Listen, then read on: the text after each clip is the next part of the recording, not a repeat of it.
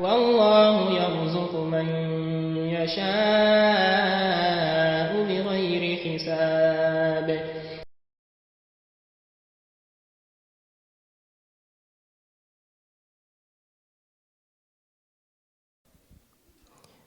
الحمد لله رب العالمين الرحمن الرحيم مالك يوم الدين وصلى الله وسلم على نبينا محمد وعلى آله وصحبه ومن والاه. Louange à Allah subhanahu wa ta'ala qui de par sa miséricorde nous a accordé le mois de Ramadan. Nous le remercions pour tous ses bienfaits. Nous lui demandons de nous accroître dans ceci. Comme on sait, le mois de Ramadan, c'est le mois du Coran. Et notre relation avec le Coran part de sa lecture pour arriver à sa méditation et sa mise en application. Allah subhanahu wa ta'ala a fait de ce livre une élévation pour la communauté du messager d'Allah sallallahu alayhi wa sallam. Comme Allah l'a dit dans son nom Coran, wa innahu la dhikrun laka wa liqawmik wa sawfa tus'alun. Et donc le Coran est un honneur et un prestige pour la communauté du messager d'Allah sallallahu alayhi wa sallam. Et toutefois, ils seront interrogés au sujet de l'attitude qu'ils ont observée avec le livre d'Allah. Et Allah a envoyé ce livre afin que les gens en méditent, afin que les gens aillent au contact de ce qu'il contient comme exhortation, comme enseignement. Allah dit kitabun anzalnahu ilayka mubarakun liyadabbaru ayati wa liyatadhakkara ulul albab. Et de ceci est un livre que nous avons révélé, plein de bénédictions, afin que les gens méditent et réfléchissent sur ces versets. Et c'est en cela que nous puissions bénéficier, ou c'est en cela que nous pourrons bénéficier également des objectifs pour lesquels ce livre est révélé. Allah subhanahu wa ta'ala, il dit yahdi bihi Allahu man ittaba'a ridwanahu subul salam. Allah subhanahu wa ta'ala guide vers les chemins de la félicité et du salut, vers les chemins du paradis. Quiconque suit son chemin, Allah le guide de par ce livre.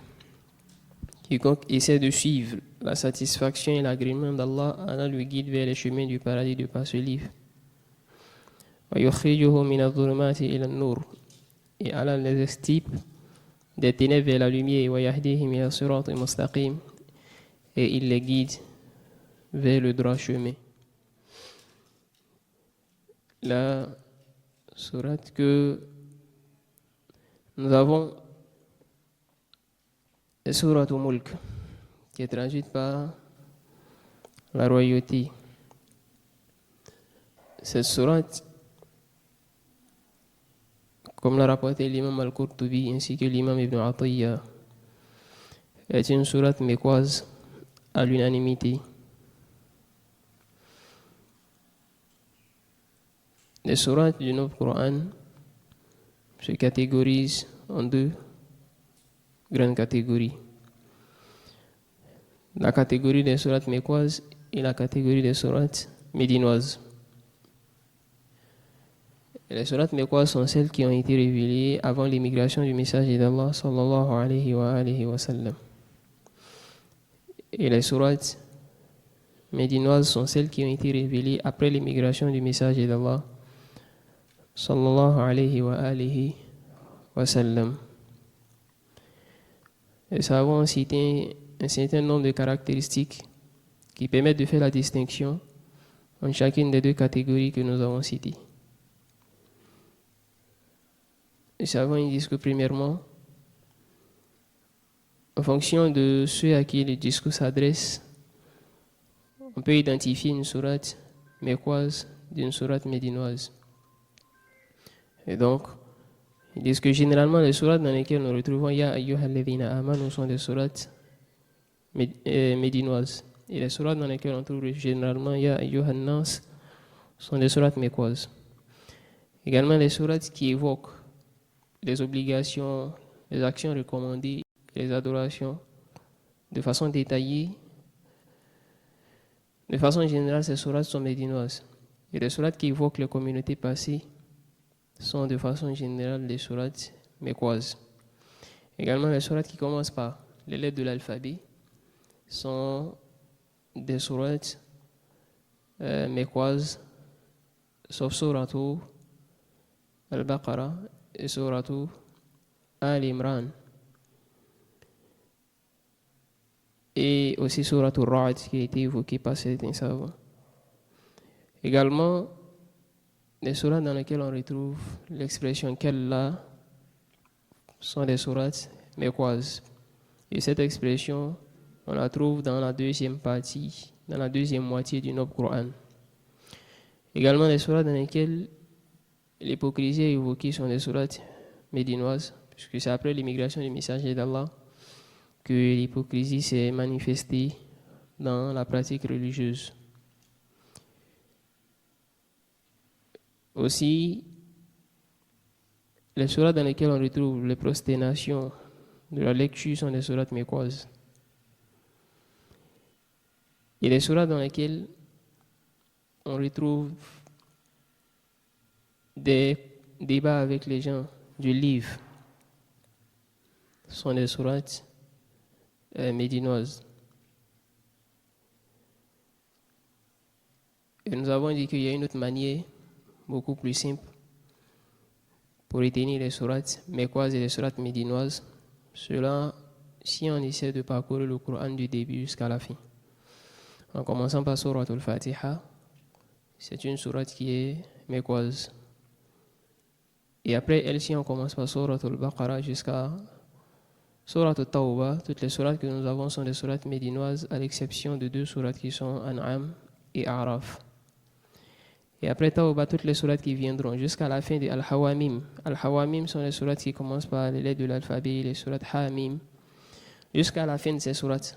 Après Tawbah, jusqu'à la fin des Hawamim, donc jusqu'à sourate Ahqaf, toutes ces sourates-là sont des sourates mécoises, sauf sourate Nur et sourate Ahzab.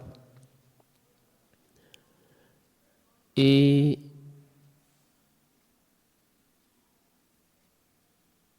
également, après les Hawamim, c'est-à-dire après Ahqaf, nous avons les sourates Muhammad, Fath et Hujurat qui sont des sourates médinoises, puisque le djihad est évoqué dans ces sourates.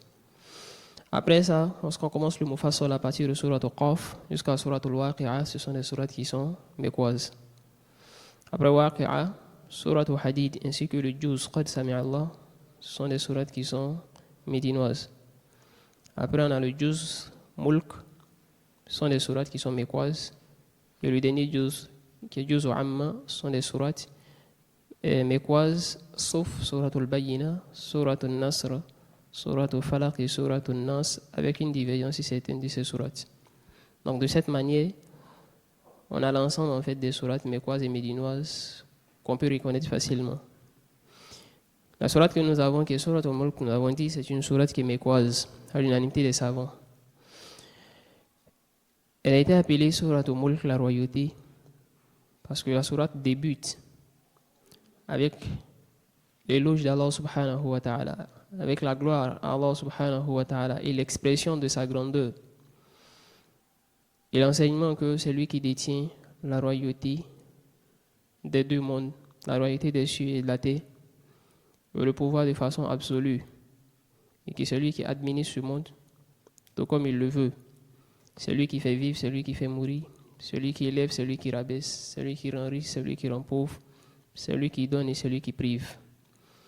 Et donc le début de cette sourate, avec cette expression de la royauté, de la suprématie et du pouvoir, a fait que la sourate a été nommée sourate Al-Mulk. Et la sourate, lorsqu'on parcourt les livres de tafsir, a 8 appellations. Donc 7 autres appellations en dehors de sourate Al-Mulk. Parmi ces appellations, il y a Suratu Tabarak alladhi biyadihi al-mulk. Et cela fut rapporté dans les hadiths comme nous le verrons. Également, il y a Suratu Tabarak al-Mulk. Elle est également appelée Suratu al-Mani'a, dans le sens de l'empêchement, la préservation, parce que c'est une sourate qui, comme a été rapporté dans les textes, empêche le châtiment de la tombe. Elle est également appelée Suratu al-Munjiya, celle qui sauve, tout comme on vient de le dire tout à l'heure. Elle est également appelée Suratu al-Waqi'a, donc la protectrice contre le châtiment. Et elle est appelée aussi Suratu al-Mujadila, puisque c'est une sourate qui intercède en faveur de celui qui l'a récité dans ce monde. Et donc toutes ces appellations-là font partie des appellations de la sourate. Nous avons dit que les sourates du Coran se divisent en deux parties en ce qui concerne les appellations. Il y a des sourates qui ont une seule appellation et puis il y a des sourates qui ont plus d'une appellation. Et ces appellations-là, on les obtient de deux manières. Il y a ce qu'on appelle l'ism tawqifi, c'est-à-dire l'appellation qui est tirée du texte. Donc comme on a dit tout à l'heure que la sourate est appelée Tabarak alladhi biyadihi al-mulk, puisque dans le hadith, le messager d'Allah a appelé la sourate comme ça. Donc ça, on parle de l'ism tawqifi, puisque c'est une appellation qui repose sur le texte. Et la deuxième catégorie, c'est ce qu'on appelle l'ism ijtihadi, le fait que les savants, en se basant sur le sens général de la sourate, ou bien sur certains mérites qui ont été rapportés au sujet de la sourate, lui donnent des appellations. Le lien qui existe entre cette sourate et la sourate qui est la précédente, qui est sourate al-Tahrim, les savants ils disent que à la fin de sourate al-Tahrim, Allah subhanahu wa ta'ala il a évoqué la lutte qui existe depuis toujours entre le vrai et le faux, entre le bien et le mal, et également l'adversité qui existe depuis toujours entre la foi et la mécréance, et qui a évoqué l'histoire de certaines épouses de prophètes, et l'histoire également de la femme de Pharaon et de Mariam. Donc toutes ces histoires qui ont été rapportées à la fin de Surat al-Tahrim ont un lien avec Surat al-Mulk qui vient après cette sourate. Les savants disent que Allah subhanahu wa ta'ala veut montrer dans Surat al-Mulk que c'est lui qui détient le pouvoir véritable et que c'est lui son savoir qui scène toutes choses. Et qu'il fait partie de la royauté d'Allah, que c'est lui qui décide en réalité des situations des gens. Puisqu'il a évoqué deux femmes, deux prophètes, qui n'ont pas eu le salut, qui n'ont pas suivi leur mari. Donc pour dire qu'en réalité c'est Allah qui guide, c'est lui qui détient le commandement en réalité et non les hommes. Tout comme la femme de Pharaon qui était sous le commandement de Pharaon, qui était un mécréant avéré, mais qui ne l'a pas suivi en fait dans l'égarement. Mais en même temps que Allah subhanahu wa ta'ala, il veut nous enseigner que cette lutte entre la foi et la mécréance qu'il a évoquée à la fin de Surat al-Tahrim n'est pas sans suite, n'est pas sans postérité. Et que certainement, Yawm al-Qiyamah, Allah subhanahu wa ta'ala va récompenser chacun en fonction de sa position qu'il a adoptée dans cette lutte qui a existé entre la mécréance et puis la foi. Et donc Allah veut nous faire savoir qu'après tout ça, après nos différentes positions en termes de foi et de mécréance, il y a la mort qui vient. Et qu'il y a la vie après cette mort, pendant laquelle chacun sera récompensé par Allah subhanahu wa ta'ala. Dans cette sourate, Allah subhanahu wa ta'ala, il insiste sur son existence, mais également sur la manifestation de la capacité divine et du savoir divin. Également, il rappelle pour les hommes de ce qui les attend le jour des comptes. Également, une évocation des bienfaits d'Allah subhanahu wa ta'ala sur les hommes. Donc, Surat al-Mulk, comme on a dit, c'est une sourate qui est mécoise. Et les sourates mécoises ont pour objectif principal de venir insister sur la croyance, sur l'existence d'Allah et la nécessité de l'adorer, sur l'unicité. Et sur la véracité également de la prophétie, du message d'Allah sallallahu alayhi wa sallam, mais également sur la véracité de l'au-delà. Et Surat al-Mulk s'inscrit donc dans ce cadre. Il y a l'imam Ibn Ashur qui a dit dans son tafsir que la sourate a le même objectif que les autres sourates mécoises, puisqu'elle fait partie de cette catégorie. Il disait que wal-aghrad allati fi hadhihi sura jariya ala sunan al-aghrad fi aswar al-makkiyya. Donc il dit que les objectifs qui sont dans cette sourate sont les mêmes que les objectifs qui sont dans les sourates mécoises. Et parmi les objectifs de cette sourate, il y a le fait de nous enseigner la grandeur d'Allah et son unicité, le fait qu'il est le seul à posséder la royauté absolue. Également dans la sourate, Allah subhanahu wa ta'ala a invité les gens à observer la création d'Allah qui est exquise, qui est sans reproche et sans critique. Et que la méditation au sujet de cette création aussi parfaite qu'Allah subhanahu wa ta'ala lui a fait doit nous enseigner sa grandeur, mais doit nous enseigner aussi son unicité et que nul n'est semblable à lui. Et il y a en cela une exhortation pour les polythéistes. Allah également a voulu dans cette sourate nous rappeler son ordre lorsqu'il a créé ce monde, c'est que il y a un tandem en fait auquel on ne peut pas échapper, qui est celui de la vie et de la mort. Et donc c'est deux choses qui vont ensemble. Lorsqu'on parle de vie, c'est parce qu'il y a la mort. Lorsqu'on parle de la mort aussi, c'est parce qu'il y a la vie. Donc Allah a créé ces deux choses ensemble. Il a voulu nous rappeler cet ordre-là. Et que après cela, chacun sera récompensé. Et celui qui récompense, c'est Allah subhanahu wa ta'ala. Et il a voulu dans la sourate nous enseigner qu'il est le seul également qui a eu à faire cette création, comme on a dit, qui a atteint le summum dans la perfection. Et qui n'a eu besoin de personne en fait pour l'assister dans cette action aussi impressionnante. Également, Allah subhanahu wa ta'ala voulait dans cette sourate mettre en garde contre les ruses des shaitans afin de ne pas se retrouver dans le feu de l'enfer. Donc il a fait une exhortation et il a rappelé aux hommes sa douceur, sa compassion et sa magnificence à leur égard afin que les gens se détournent vers lui et qu'ils abandonnent l'adoration des idoles. Et Allah a fini par blâmer les mécréants, ceux-là qui sont ingrats vis-à-vis des bienfaits d'Allah, mais également qui demandent en fait la mort du messager d'Allah sallallahu alayhi wa sallam afin de se débarrasser de lui parce qu'ils n'ont pas envie d'écouter ses appels. L'imam As-Sabuni disait que la sourate nous enseigne principalement trois choses. Il dit la première chose que la sourate vient nous enseigner, c'est la grandeur d'Allah subhanahu wa ta'ala. La raison pour laquelle la sourate est appelée la sourate de la royauté. Et la royauté dont il s'agit ici, c'est la royauté d'Allah subhanahu wa ta'ala. Il dit la deuxième chose, c'est que Allah subhanahu wa ta'ala a voulu argumenter en fait sur son unicité. Il a voulu citer les raisons pour lesquelles c'est lui qui est unique et c'est lui qui mérite l'adoration. Et la troisième chose, Allah subhanahu wa ta'ala a voulu faire une clarification de ce qui attend les mécréants, de ce que Allah a préparé pour ceux qui traitent de mensonges le message qu'il a fait descendre. Et de façon générale, les savants ont dit que la sourate là peut se diviser en deux parties. La première partie, il s'agit de la présentation. Et la présentation dont il s'agit ici, c'est la présentation d'Allah et de sa royauté, de sa capacité. Et ça se fait à travers un certain nombre de choses. La première chose, c'est que Allah subhanahu wa ta'ala nous a cité un certain nombre d'actions que lui fait. On a cité d'abord que c'est à lui qu'appartient la royauté, mais également que c'est lui qui a créé la vie et la mort. Et que c'est lui qui a créé les cieux et la terre. Et également, il a fait peur en fait aux gens, le châtiment de l'enfer qu'il a eu à créer pour mettre. Et donc tous ces signes qu'il cite là, c'est pour nous présenter en fait qui il est et sa grandeur. Et dans la deuxième partie de la sourate, Allah a fait une mise en garde. Et des menaces en fait à l'endroit des mécréants afin qu'ils se ressaisissent. Donc Allah a cité le châtiment qu'attend les mécréants, le châtiment qui attend les mécréants.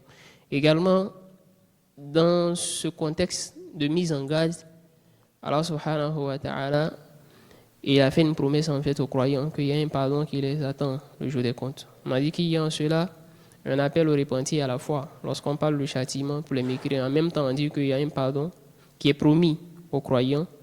Cela devrait servir de leçon à ceux qui sont encore dans la mécréance pour dire qu'il y a encore l'opportunité de revenir vers Allah et de bénéficier de ce pardon dont Allah a fait promesse. Et il a cité un certain nombre de châtiments qu'il est capable de faire subir aux hommes, donc comme il a blâmé les polythéistes. Donc de façon générale, ça c'est l'organisation de la sourate Al-Mulk. Les savants n'ont pas rapporté de cause de révélation à cette sourate. Donc les sourates du Coran se divisent en deux parties en ce qui concerne la cause de révélation. Il y a ce qu'on appelle Al-Ibtida et Al-Nuzul. Donc ce sont les sourates qui ont été révélées sans forcément une cause de révélation précise. Et donc sourate Al-Mulk fait partie de ces sourates. Il y a la deuxième catégorie qu'on appelle la Sababi Al-Nuzul. Donc la sourate qui a une cause de révélation. Et les causes de révélation sont diverses. ça peut se faire qu'il y a un événement qui a eu lieu. Donc Allah subhanahu wa ta'ala fait descendre une sourate par rapport à l'événement. Ou bien ça peut arriver qu'il y a un statut juridique dont les hommes ont besoin par rapport à une situation. Donc Allah il fait descendre des versets ou des sourates pour expliquer le statut juridique. Mais il peut arriver que les hommes eux-mêmes soient dans des situations où ils ont besoin de connaître la vie de la religion. Donc ils viennent poser des questions au messager d'Allah. Et Allah subhanahu wa ta'ala révèle les sourates. Par exemple, ils sont venus voir le messager d'Allah. Ils lui ont dit ils lui ont dit, présente-nous ton Seigneur, qui il est. On veut savoir ton Seigneur, c'est qui. Allah a révélé Suratul Ikhlas pour parler de lui. Également, ils sont allés voir le messager d'Allah. Ils lui ont dit, bon, on va trouver un compromis. Donc, on va faire 6 mois, on adore ton Seigneur, on adore nos divinités, ou bien 1 an, on adore ton Seigneur, 1 an, on adore nos divinités. Donc, de par cette manière, on va mettre fin aux adversités qui existent entre nous, les hostilités, et on va faire nos différentes pratiques religieuses ensemble. Le messager d'Allah, Allah lui a révélé Suratul Kafirun pour dire que cela n'est pas possible et qu'ils n'adorent pas ce qu'ils adorent. Et tant qu'eux, ils sont dans le polythéisme, ils ne sont pas considérés comme des personnes également qui adorent Allah subhanahu wa ta'ala. Et à chacun sa religion. Et donc, il y a des sourates qui ont des causes de révélation, mais Suratul Mulk n'en fait pas partie puisque les savants n'ont pas cité de causes de révélation à cette sourate. En termes de mérite, il y a un certain nombre de hadiths qui ont été rapportés au sujet du mérite de cette sourate. Premièrement, il y a le hadith d'Abu Huraira, dans lequel il dit que le messager d'Allah sallallahu alayhi wa sallam a dit Inna suratan fil Qur'an 30 aya shafa'at li sahibiha hatta ghufira Allah.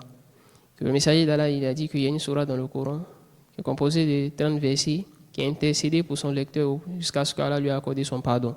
Et il a dit Tabarak alladhi biyadihi al-mulk. Également, il y a le hadith d'Anas bin Malik dans lequel il dit que le messager d'Allah sallallahu alayhi wa sallam il a dit Suratun fil Qur'an khasamatan sahibiha hatta adkhalathu al-jannah. Donc il y a une sourate qui a intercédé en faveur de son lecteur jusqu'à ce que Allah lui a accordé le paradis. Et il dit Tabarak alladhi biyadihi al-mulk. Également il y a le hadith d'Ibn Abbas. Il dit qu'ils étaient une fois en groupe avec certains compagnons du messager d'Allah et qu'ils ont monté une tente sur une tombe sans savoir que c'était une tombe. Et il y a quelqu'un dans le groupe qui s'est mis à lire Suratul Mulk jusqu'à terminer la sourate. Et lorsque le messager d'Allah est venu, ils lui ont dit nous avons fait une tente sur une tombe, on ne savait pas que c'était une tombe et il y a quelqu'un qui a lu Suratul Mulk dans son entièreté. Et que le messager d'Allah leur a dit Hiya al-mani'a, Hiya al-munjiya, tunjihi min adab al-qabr. Le messager d'Allah leur a dit cette sourate-là est la protectrice, elle est celle qui sauve et qu'elle sauve du châtiment de la tombe.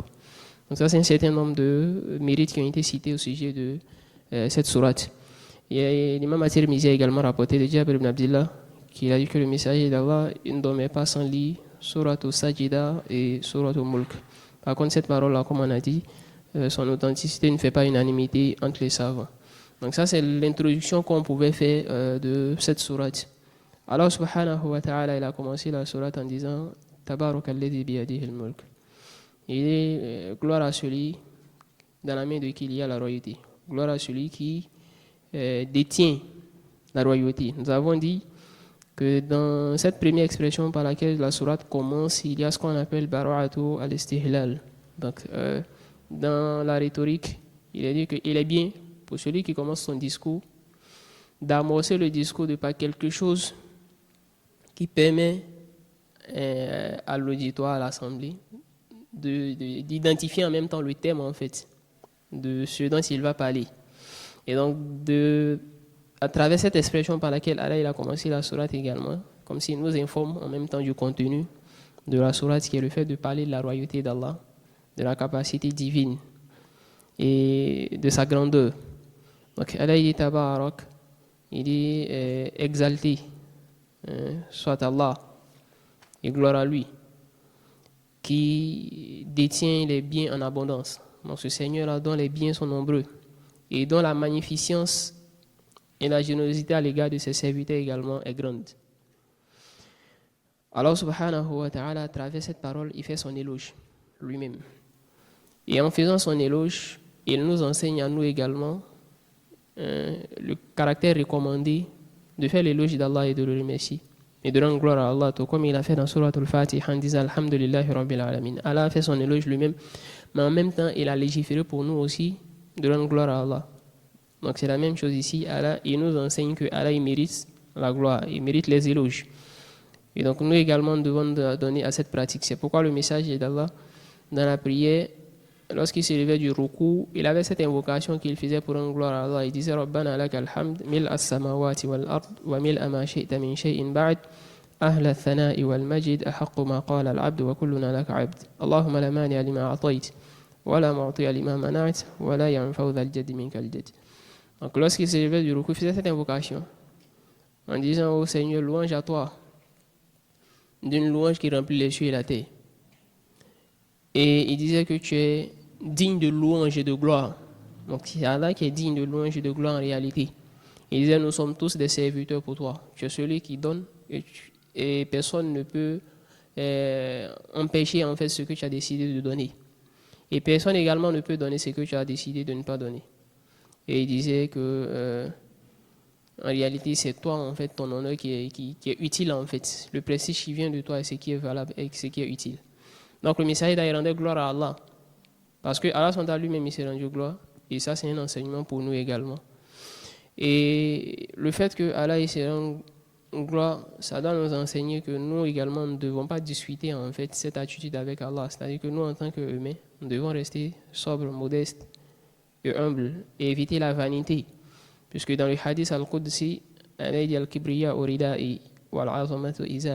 dit que la grandeur ainsi que l'orgueil constituent le rideau d'Allah subhanahu wa ta'ala, le manteau, le porte-manteau d'Allah subhanahu wa ta'ala. Donc, celui qui dispute cela, Allah subhanahu wa ta'ala, Allah, il dit qu'il le jette dans le feu de l'enfer. Donc, il faut rester humble en fait et puis retourner la grandeur à Allah subhanahu wa ta'ala.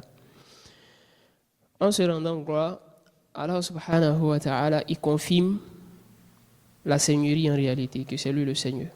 Mais également, Allah, il est en train de se sanctifier. Il est en train de se purifier. Il a dit que Allah il mérite d'être sanctifié d'un certain nombre de choses. La première chose dont Allah est sanctifié, c'est le fait d'avoir des associés, des personnes qui viennent l'aider dans ses actions. Donc personne n'aide Allah subhanahu wa ta'ala dans ses actions. Également, Allah il est sanctifié d'avoir une épouse, comme Allah l'a dit, il dit qu'il n'a pas de conjointe, il n'a pas d'épouse, il n'a pas de compagne. Également, il est sanctifié du fait d'avoir des enfants, lam yalid wa lam yulad. Également, il est sanctifié des défauts, des imperfections. Et lorsqu'on dit subhanallah, lorsqu'on glorifie Allah, toutes ces choses-là doivent être à l'esprit en fait. Savoir que c'est de tous ces éléments-là qu'on est en train de sanctifier Allah. Allah ne se fatigue point, il n'oublie point, il n'est point injuste, il ne dort pas, il ne somnole pas. Et Allah subhanahu wa ta'ala, lorsqu'il s'est rendu la gloire, lorsqu'il a fait son éloge, il a continué en nous faisant savoir qui il est, qui est ce Seigneur dont il s'agit ici, à qui revient la gloire. Il dit Allazi biyadihil mulk. Et c'est celui-là qui détient la royauté. Donc c'est à celui-là que revient la gloire en réalité, celui qui détient la royauté. C'est-à-dire qu'il fait partie de la grandeur d'Allah, que c'est à lui qu'appartient le commandement de la terre et des cieux. Et que toute chose qui est entre ces deux-là également, leur commandement appartient à Allah. C'est lui qui les possède, c'est lui qui les a créés, c'est lui qui les administre également. Et Allah subhanahu wa ta'ala, il a évoqué cela dans un certain nombre de versets dans le Coran, dans de nombreux versets. Allah dit fa subhanallazi biyadihi malakutu kulli shay. Les gloires à celui dans la main de qui réside la royauté de toutes choses. Et Allah subhanahu wa ta'ala qul illahumma malikal mulk. Il dit ô Seigneur, toi qui détiens la royauté, tu'til mulka man tasha wa tanzi'ul mulka mimman tasha. Tu donnes la royauté à qui tu veux et tu la reprends à qui tu veux. Il dit tu lèves qui tu veux, tu rabaisses qui tu veux. Et il dit biyadikal khair innaka ala kulli shay'in qadir. Tu possèdes le bien et tu es capable de toutes choses. Et Allah tuliju layla fi an-nahari wa tuliju an-nahara fi al-layl. Tu es celui qui fait rentrer la nuit dans le jour et le jour dans la nuit. Donc c'est toi qui as mis l'alternance entre le jour et la nuit. Wa tukhrijul hayya min al-mayyit wa tukhrijul mayyita min al-hayy. Tu fais sortir le vivant du mort et tu fais sortir le mort du vivant. Et tu accordes la subsistance à qui tu veux sans compter. Donc tout ça, ça fait partie des actions d'Allah qui témoignent de sa royauté et qui enseignent que la suprématie absolue appartient à Allah subhanahu wa ta'ala. Et Allah subhanahu wa ta'ala, après cela, il dit wa huwa ala kulli shay'in qadir. Il dit qu'il est capable de toutes choses. Donc peu importe la nature de cette chose, que ce soit quelque chose de grand ou de petit, quelque chose d'apparent ou de caché, de manifeste ou pas, Et qu'Allah subhanahu wa ta'ala, il a la capacité sur toutes ces choses, puisqu'il dit que Allah il est Qadir, qui signifie qu'il a ce qu'on appelle la Qudra, At-Tama. Donc il a la force et la capacité totale en fait sur toutes choses, et que son ordre s'exécute. Sa décision également s'exécute, et nul ne peut empêcher cela. Allah dit وَمَا كَانَ اللَّهُ لِيُعْجِزَهُ مِنْ شَيْءٍ فِي السَّمَاوَاتِ وَلَا فِي الْأَرْضِ. Il dit rien sur la terre et dans le ciel ne peut empêcher Allah d'accomplir quelque chose s'il veut l'accomplir. إِنَّهُ كَانَ عَلِيمًا قَدِيرًا. Et Allah subhanahu wa ta'ala, il a inversé le discours comme on a dit.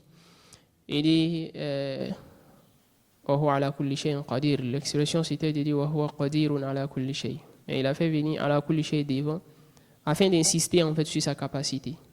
Qu'il n'y ait aucun doute en fait que Allah, lorsqu'il veut quelque chose, il est capable de le faire et rien ne peut l'empêcher. Mais également que cette capacité-là puisse englober toute chose. Et donc que la capacité d'Allah n'est pas de limite en réalité, n'est pas de frontière. C'est pourquoi il a fait venir Allah kulli shay avant les ta'kid wa shumul. Donc ce que Allah veut à lui et ce qu'il ne veut pas n'a pas lieu. Et personne ne peut en fait envoyer une réponse à ce qu'Allah a fait parce qu'on n'est pas satisfait de ce qu'il a fait. Donc on va envoyer une réponse, personne ne peut réagir face à ce qu'Allah il a fait. On est obligé de l'accepter, de se soumettre à cela. Et également il y a en cela la sagesse et la droiture, la justice d'Allah subhanahu wa ta'ala. Allah dit lahu mulku samawati wal ard. Il dit c'est Allah qui appartient à la royauté des cieux et de la terre, yuhyi wa yumit. Il fait vivre et il fait mourir, wa huwa ala kulli shay'in qadir. Et il est capable de toutes choses. Dans ce verset, Allah subhanahu wa ta'ala confirme également que parmi ses attributs, il y a le fait que Allah détient deux mains. Puisqu'il dit Allazi biyadihi al-mulk, celui dans la main de qui il y a la royauté. Donc parmi les attributs d'Allah, il y a la main. Et ça, c'est la croyance des gens de la sunna. Et face à cet attribut, le comportement que nous devons avoir est de le confirmer puisque Allah l'a dit dans son livre. Et Allah a révélé le Coran dans la langue arabe. Et le sens que le mot il a dans la langue arabe, le premier sens qu'il a, c'est celui qu'on doit prendre avant d'aller à un sens lointain, tant que le premier sens peut être confirmé sans problème. Et ceux à qui le Coran a été révélé, tant qu'ils ont compris de cette manière que ça ne leur a pas posé de problème, nous également, ça ne doit pas nous poser de problème. Mais en même temps qu'on le confirme, on ne doit pas comparer les attributs d'Allah aux attributs de ses créatures. Donc s'il a deux mains, on n'a pas à comparer ses mains aux mains de ses créatures. On n'a pas à chercher à donner le comment de ses mains. Nous devons juste confirmer et puis continuer en fait notre chemin. Et donc ça, c'est la bonne croyance que nous devons avoir en réalité. Donc dans ce verset, comme on a dit, Allah subhanahu wa ta'ala, il a fait son éloge. Et dans de nombreux versets, Allah a fait ses éloges par cette expression qui est tabarak, pour plusieurs choses. Et ici, il a fait son éloge et dit que la gloire lui appartient parce que c'est à lui qu'appartient la royauté des cieux et de la terre. Dans d'autres versets, il a dit gloire à lui et il a cité d'autres raisons. On verra ces différentes raisons là dans les prochaines séances. Inch'Allah. سبحانك اللهم وبحمدك نشهد ان لا اله الا انت نستغفرك ونتوب اليك والسلام عليكم ورحمه الله وبركاته. والله يرزق من يشاء بغير حساب.